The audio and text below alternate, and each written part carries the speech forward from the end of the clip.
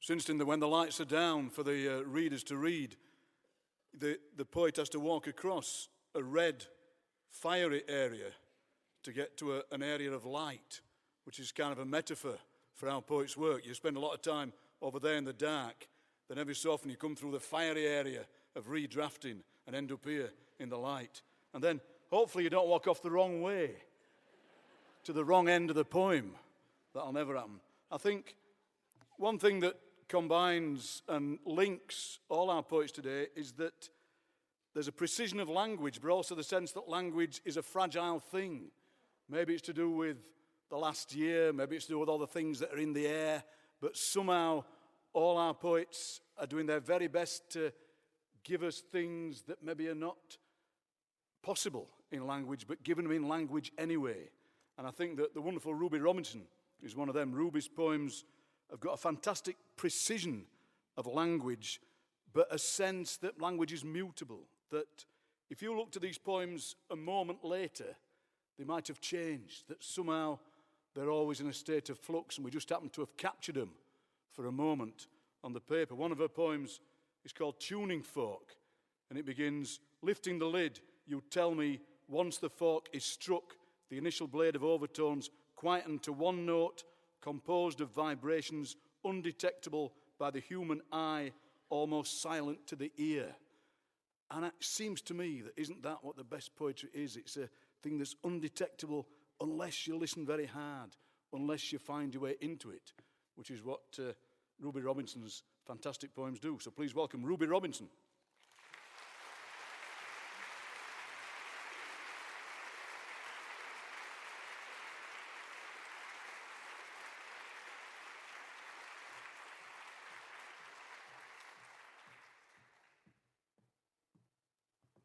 Thank you, Ian. It feels like a great privilege to be here this evening, so thanks for having me. I'll just start by reading the first two poems in my collection. Reader, listener, come in. I'm opening my door to you, the trap door of a modern barn conversion, with lots of little rooms, vast paintings on the bare brick walls, a daring colour scheme, sofas, and awkward plastic chairs for interrogating guests in that looking way. There's soup, bread in the oven to warm. Take off your shoes, take some spare socks. I know your own feet offend you. I know your deepest thread like a baked-in hair. You wish somebody would think of you spontaneously in the middle of the night, call you out of the dark like a comet landing on your duvet. Come in, make yourself at home. The walls here don't have eyes, they're dumb surfaces onto which shadows of stags are cast, like stalking giants.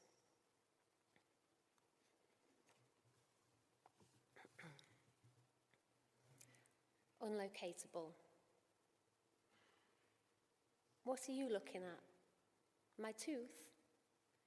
I pulled it out myself. I closed the door, and while no one was watching, so I may or may not have existed, I dismembered myself, dissembled an entire vocabulary and constellations of thoughts, disemboweled my body, placed my head on a shelf, picked through everything else with a very thin blade, like a crow on a hard shoulder, delicately inspecting the entrails of a mythical creature. All my body was crying, tears drum-rolled off my skin, which existed and didn't exist, like a thought you forgot you had, like an unlocatable itch. There was fire and fantastic smashing of chandeliers, sirens, and the petrified calls of wild animals. There was dust in everyone's eyes, although no one was there to actually see me disintegrate. The life sidestepping the body askance on the bed, a soaked towel around my sawn-off head on the shelf, a loose thread holding various parts together tenuously. My mother somewhere, like a drowned fish on the very end of some fucker's very long line, smashing herself against the floor to an unnatural beat, no hands to hold anyone, body encased in scales. And what use am I? Half-witted, unpicked, flaked out, half a leg, a spewing mouth, brittle hair, scooped out heart, crazed on the floor, racked with side effects. The next poem that I'm going to read for you also has my mother in it. I didn't live with my mother when I was growing up from the age of 4 onwards, and she spent most of her adult life living in psychiatric hospitals as a result of many traumatic things that have happened to her in her life. I wrote this poem in my early 20s, just a few years after I'd begun to have a relationship with my mother and get to know her properly. My mother. She said the cornflake cake made her day. She said, a man cannot be blamed for being unfaithful.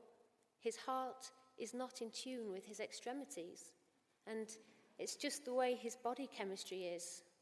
She said all sorts of things. We saw a duck pond and a man with a tub of maggots and a tub of sweet corn. We saw the walled garden and the old-fashioned library in the park, stopped for a cup of tea in a cafe where we had the cornflake cake cut into halves with the handle of a plastic fork. We saw yellow crocuses growing in a ring around a naked tree, the sky showing in purple triangles between the branches. We looked in the window of Butterworth's at the bikes. They were beautiful, all of them, gorgeous, she said.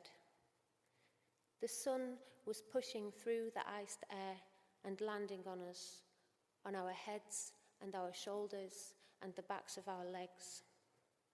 We bought nail varnish remover from Wilko's, a bath sheet and 2 Diet Cokes. She said she'd been talking to Jesus and God because she didn't want to go to hell, although, she said, correctly, we've been through hell already, haven't we? She said a woman should know her place, should wait. She lit a cigarette.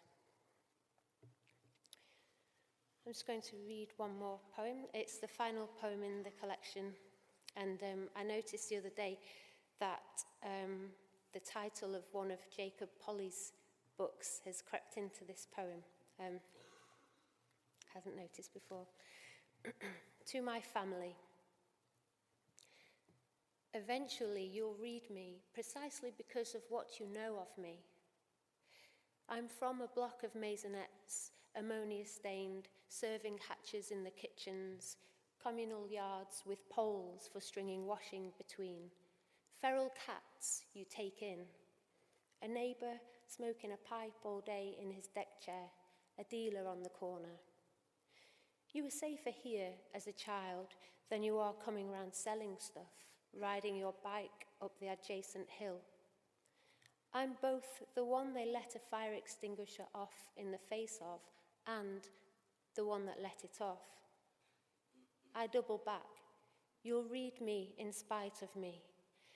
I'm the poem you wish had remained unwritten, as well as wishing you'd written.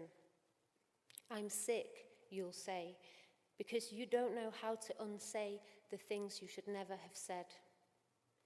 I can take it. I bear uncertainties. I learned at 9 months the world is neither to blame nor to be trusted. We are all little gods in our own worlds, tearing ourselves away from unbearable closeness. I learned to rely on a figure inside my brain, returning hope gently again, to the shelf on which it resides. I'm not a real person, I'm just words, and you have not the tenacity to smother me, so I'll wait here, written, biding my time. Thank you.